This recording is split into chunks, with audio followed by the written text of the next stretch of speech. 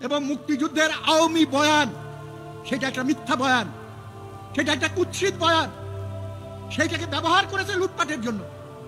আমরা আওয়ামী লীগের বয়ানের কবর চাই, কিন্তু সেই কারণে মুক্তিযুদ্ধকে যদি কেউ কবর দিতে আসেন আরেকবার প্রস্তুত হয়ে যান। আমরা অস্ত্র জমা দিয়েছি, ট্রেনিং জমা দেই নাই। ৭১-এর মুক্তিযুদ্ধের মতো আমরা আবার গর্জে উঠব। অনেকে অধ্যত্বপূর্ণ অনেক কথা বলার চেষ্টা করছেন। জামাতে ইসলাম এখন মাঠে নেমেছে।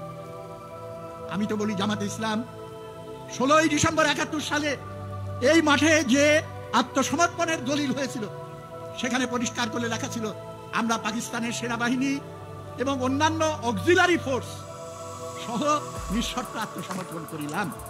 অক্সিলারি ফোর্স মানে কি? রাজাকার, আলবদর, জামাতে ইসলাম পলিটিক্যাল অক্সিলারি ফোর্স। সুতরাং ১৬ই ডিসেম্বর এটা নিষিদ্ধ হয়ে গেছে। পাকিস্তান সেনাবাহিনীর যদি বাংলার মাটিতে তৎপরতা চালানোর অধিকার না থাকে, জামাতে ইসলামের কোনো অধিকার থাকতে পারে না।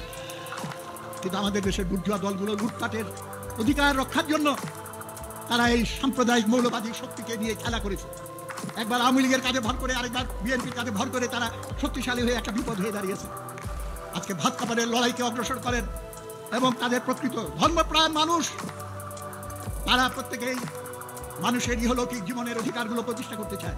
কিন্তু যারা ধর্ম নিয়ে ব্যবসা করে তারা হলো ভিন্ন জাতের। এই দুটাকে এক করে দেখা কোনোরকমই ঠিক না। আমরা তাই এই বার্তাটাই আপনাদের কাছে আমি দিয়ে শেষ করব।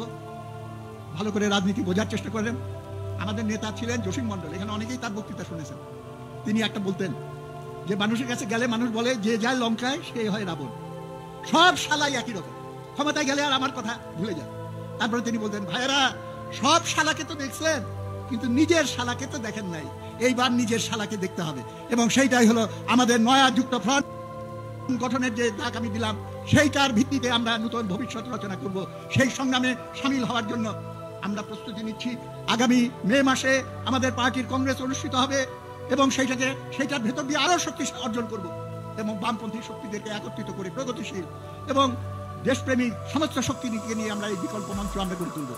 আর শেষ একটা বলতে চাই, যারা মনে করেন বিরাজনীতিকরণ করবেন, সুশীল সমাজকে নিয়ে এসে রাজত্ব দিবেন বা 1/11-এর মতো আরেকটা ঘটনা ঘটানোর চেষ্টা করবেন, এই চেষ্টা করতে যেন না। এবং রাজনৈতিক দলগুলোকে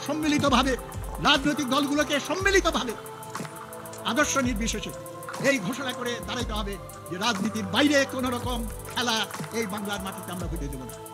আমি এখানে শেষ করতেছি। আপনারা লড়াইয়ের জন্য ঘরে ঘরে প্রস্তুত হয়ে যান। রাজি আছেন? ধন্যবাদ। বিপ্লব দীর্ঘজীবী হোক। লাল সালাম।